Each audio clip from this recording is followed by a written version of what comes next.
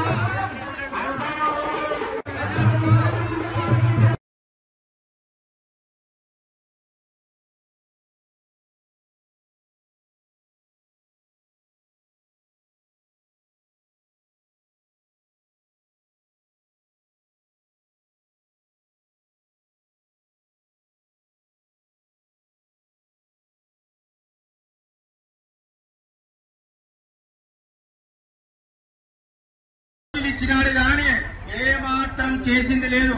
ఆ రోజు మరి ఎంపీ క్యాండిడేట్ కానివ్వండి, మీరు ప్రతి ఒక్కరూ కష్టపడి గెలిపించాలని కోరుకుంటున్నాము. మన పార్టీ తెలుగుదేశం పార్టీ, మీ అందరూ తెలుగుదేశం ముందు పెట్టాలని మేము అనుకుంటున్నాము.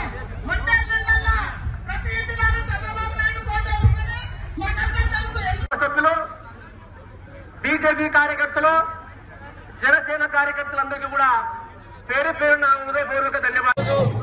40వ డివిజన్ ప్రచారంలో భాగంగా ఇంత భారీ ఘనస్వాగతం పలికిన శ్రీ వెంకటరమణ బోర్వెల్స్ అసోసియేషన్ వారికి మనస్ఫూర్తిగా ధన్యవాదాలు తెలుపుకుంటూ, ఇక్కడికి వచ్చిన తర్వాత లోకల్ సమస్యలు చాలా తెలిసాయి.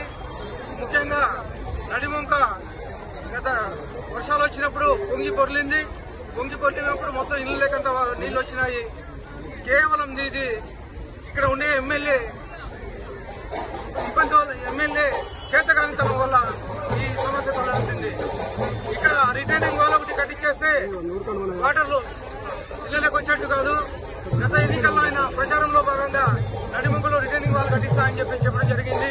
కానీ కనీసం మొదలు పెట్టిన దాఖలాలు కానీ లేవు, కనీసం బడ్జెట్ ఇప్పించిన దాఖలాలు